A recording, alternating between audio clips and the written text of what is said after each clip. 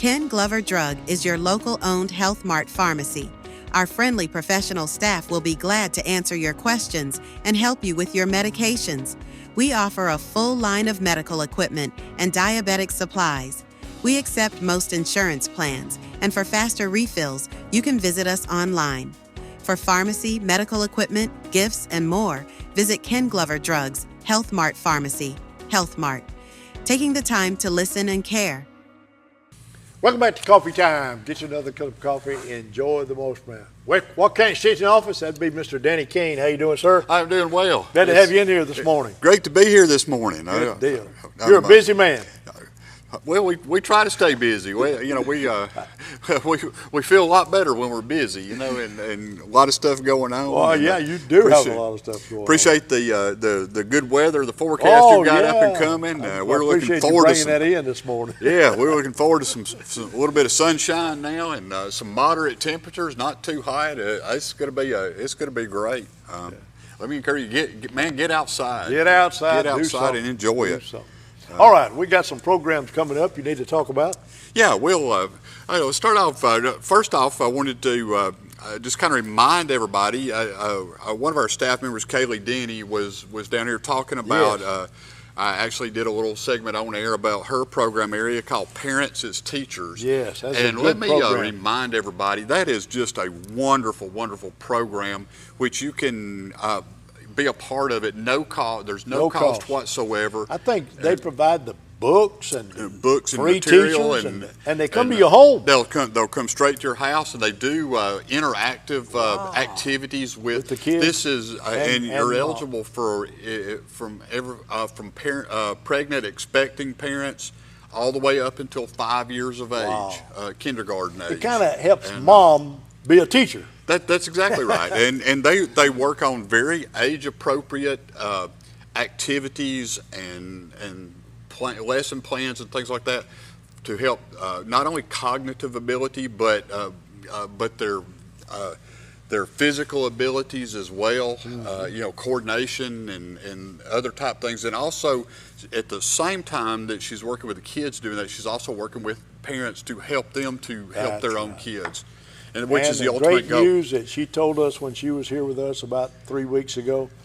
No cost to the parents, and she will come to your home. Yeah, absolutely no cost whatsoever. And I have to admit this. We had a little staff meeting there in the office the other day, and we actually gathered around. We did a few of her activities that the kids do. We had a ball. Oh, I bet. I mean, we had an absolute ball. It was a lot of fun, and we want her back. Make her a regular in here so we can talk to her some more. She does a great job, and that is a wonderful program. We still have a few slots open.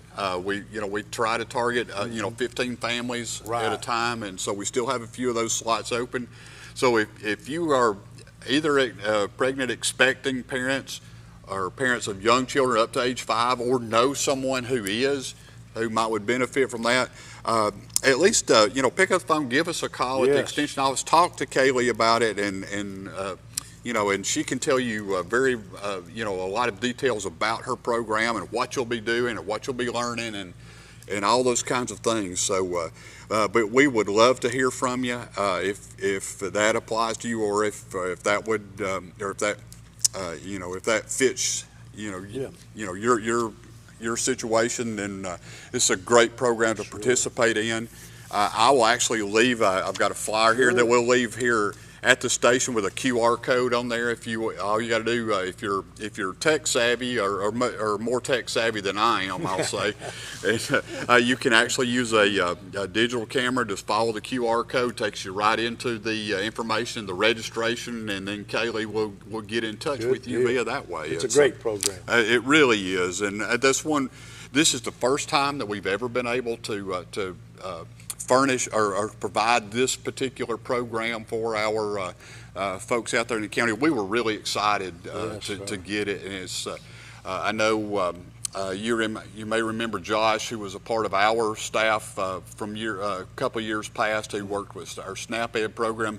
He is now the parent educator up in Marion County, who does the same thing as Kaylee does here now. Well, Marion County's right here with us this morning, right on the air. Absolutely. So if you're in Marion County, get in touch with the Marion County Extension Office and ask for Josh, and he will be more than glad to talk with you about the program as well. And it's available in Franklin County, and several other counties around are offering this. But we were very excited about that. So if you're interested in that, please give us a contact, and we'll put you in touch with Kaylee and let her explain the full details of the program. And I can promise you it's going to be a great experience for you and the children as well. So we're very excited about that.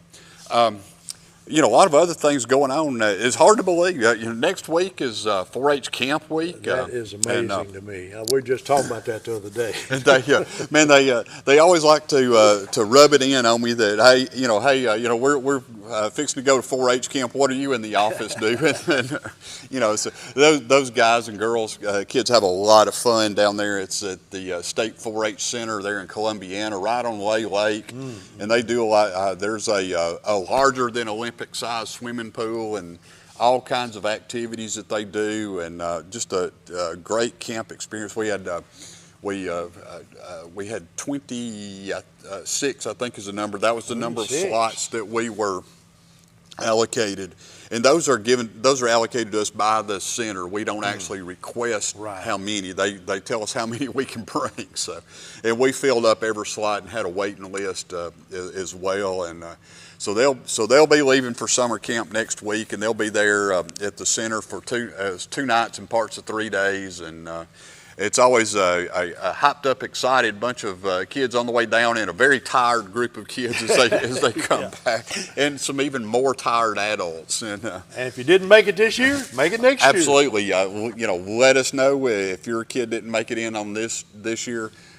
Get on the list early for next year. We'll be going to camp again next year. So it's just always, I spent many a summer earlier in my career. It seems like I've halfway lived at the 4-H Center during the summertime, but summer camp is always one of the things that I went to. I've probably been to summer camp, a dozen or 15 times or so over the years, and I had a ball every time I went, and it's just a lot of fun to be with the kids and watch them having fun, and it's well chaperoned. It's a well run camp, and they're going to have a great time as well doing that. You were asking off air about our chick chain project. Yes. Of course, we had chick chain pickup back earlier in May, and we had this year. I think the number is 17 families participating. They got how many? They each got 12 pullets. And so they're from all reports that we've had, everybody is enjoying the birds. The birds are growing, and everybody's healthy, and that's what we like to hear. And it's just a great family participation type project. And it won't be long. Say October, maybe they'll be laying eggs. It should be laying about October, early November, somewhere in that time frame. And of course, we do our end of project show and bird auction in conjunction with the city or town of Cordova with their Indian Head Festival down there, and we appreciate those folks for letting us be a part of that. We started that about 3 years ago or so with our chick chain project, and it's worked out really well for us. Great venue there, a lot of things going on, a lot of activities at their festival, and gives us a chance to be seen. And we have a lot of people stop by and ask about the project, and that's been good for us as well. So keep a lookout. We'll be getting more word out about that as we get closer, because it's a good chance to go actually purchase some of the chick chain chicks that are being raised right now. Of course, they'll be auctioned off.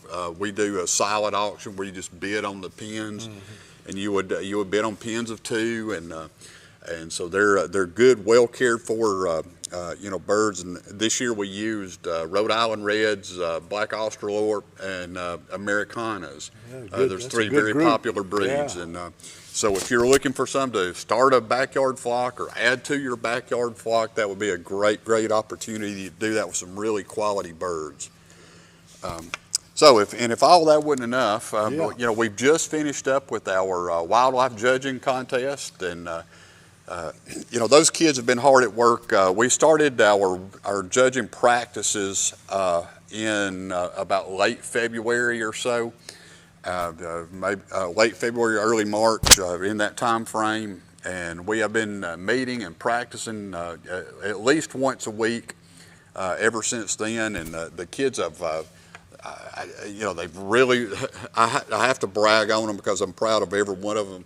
They did everything that was asked of them. They worked very hard. They studied hard. We had some fun along the way, and so it wasn't all hard work. But they learned a lot about Alabama wildlife and wildlife species and how to manage for Alabama wildlife. Now, you got two age groups? There's two age groups. There's a junior group, which are your age 9 to 13. Okay. And then our senior group is age 14 and above. Yeah.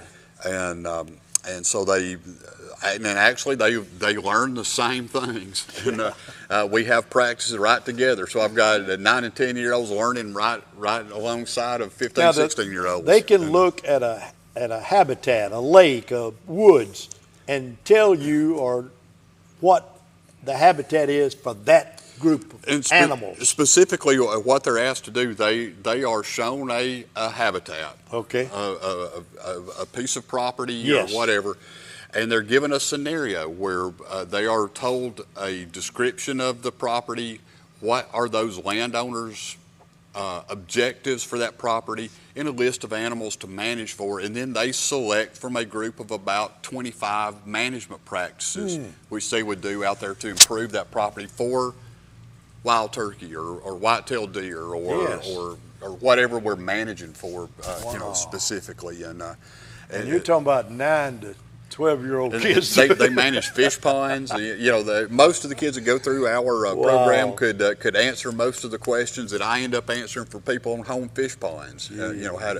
How to improve the fishing in our backyard ponds and things. That's outstanding. They learn to identify. It's about 65 or 70 different species of animals. Probably more than that. If I haven't counted lately, it's probably up closer to 100, I guess. And and they interpret aerial photos for various animals and how they would adapt in that habitat, and it's a great program. Like I said, we've learned a lot, and I've had a lot of fun working with these kids. But anyway, our junior kids on our 9 to 13-year-old team this year was Amelia Ackerman, Christian Romero, Ellie Key, McKenna Brown, and Oliver Romero. Had 5 juniors this year, and they competed real well. And McKenna Brown won several individual awards there. She was 4th place in wildlife identification. She was 5th place in aerial photo interpretation, and was the 5th place high score overall individual at the contest. That's great. She did real well, represented us extremely well. Our senior team this year, of course, those are our 14 and over 4-Hers. Ellie Miller, Cecily Harrington, Rosa Gomez, and Tallulah Randolph was our senior team. We had 4 seniors this year. And Ellie Miller was 2nd place in wildlife identification, was 5th place in wildlife management practices. That's one where they select the practices based on the scenario and the area they're managing for. Was 1st place individual in wildlife foods. Good. And, she did really well and was 4th place overall high score. That's great. And as a team, our seniors placed 2nd in state contest. And how many teams from around the state? There was a total. This is both junior and senior division. There was a total of 75 kids participating. 2nd place. And a total of 18 teams. 18. That's wonderful. So they did really, really well. Actually, it's the largest number of participants that we've had in the wildlife contest in many years, maybe even ever, because it was fun to watch, fun to see that many kids that are interested in learning about natural resources, and in this case, wildlife specifically, but. It's just great to watch. They're a great group of kids, and they had a lot of fun at the contest. We had that up at Monsanto State Park. That's up in Huntsville. Very, very scenic, wonderful state park, and so the kids just did extremely well. Very proud of them. Already looking forward to next year, and hopefully improving on that next year. And But it was just fun to learn with them. And so if you've got a kid involved in 4-H or would like to be involved in 4-H, would like to be a part of our wildlife judging program, get in touch with us. We can certainly help you out with that. And we've mentioned it before that this is open to all schools. Homeschool. We're in every single Walker County and Jasper City school to some extent. We have, and many of the kids who were on my wildlife teams this year were actually out of our homeschool group. So there's great participation with homeschool. We have some individual 4-H'ers that are just not, within striking range of an organized club. You can participate as an individual as well. And you want to be in, you can be in. Absolutely, and we just love working with our young people, and it's a great. I think probably the wildlife program over the years. That was my 31st year working with the wildlife program, and now some of these you have a lot of national contests also. Our senior team last year went. They of course won the state. They went to national. It was up in Crossville, Tennessee, and they placed 4th at the nationals. Good. And so they were just a great bunch of young people. But again, if you're interested in getting a young person involved in our 4-H wildlife or forestry, we got forestry contest up and coming now in a couple of weeks, and that contest is going to be down at the 4-H center where we do summer camp, and so we're busy practicing for that. And now you tell me on that forestry judgment, they can look at acres and acres of trees. Tell me how much lumber's there, how much cut. What we do is we call it tree measure. Out of being gentle, and right. actually what it is, it's an actual timber cruise. That's what I'm looking at. And so what they do is we will give them X number of trees, usually about somewhere between 8 and 10 trees. They'll measure the diameter and the number of 16-foot logs in that tree.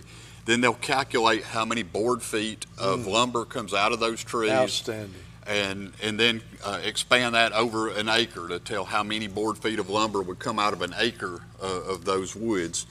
And so they do tree ID about 65 to 68 species of trees. I can do 4 maybe. Our seniors do tree diseases and insects, and they do. Outstanding program. When I was their age, most of those kids, I didn't know the difference between a pine tree and a Chevrolet. That's right. And so to be a part of all that they're learning is just it's a great experience. But wishing those kids really well, and like I said, that contest will be in a couple weeks, and hopefully we'll come back with some good news to share about that. They will. They're well trained. You got a good staff training these folks. And we've got good kids here. We talk about all the positive things about Walker County. Above everything else, we've got some really great kids, young people here that we love working with them, and it's a blessing that we get to do that. And I just. What about your fall program? What you got coming up this fall after school starts? Yeah, there will be a couple of opportunities. We've got a professional logger management workshop planned for August. That's where all of our folks involved in the logging industry have to have so many points. Yes. They have to have education. Some schooling on that. That's right, and so we're doing it's a free workshop with a meal included, and that would give you your PLM hours as well as your CFEs, which is what our registered foresters have to have for continuing education. So, so get in touch with us or the Soil and Water Conservation District can also help you with that program as well to get registered for it. Like I said, there's no cost to attend, but we do need pre-registration so we can do all the planning and things. A lot of other stuff going on. Brian is going to be working with fall master gardeners in a regional concept. We did the spring class here in Walker County, headquarters here. The fall classes are going to be headquartered in other counties, but you can participate if you're from here, because part of that is done virtually as well. So we're looking forward to that. Want to continue to remind everybody about the Master Gardener Lunch and Learn series. Yes, that's a good class. That's right. They're held over at the Jasper Public Library, and each month they have a different topic. And so if you're interested in that, give us a call. We can get you the exact dates, times, and specific topics that they're going to have. Tell us how to get in touch with you. Yeah, you can reach us at the Walker County Extension Office at 205-221-3392. Or you can reach us on that big old World Wide Web at www.aces, that's ACES.edu, or via our Facebook page. Search for us on Facebook, hit like, and you'll get all the information that we post up there on our Facebook page. Danny, thanks so much for coming in Appreciate today. you having us. See you Thank next time. We're going to take a break. Don't leave us. We'll be right back with more Coffee Time.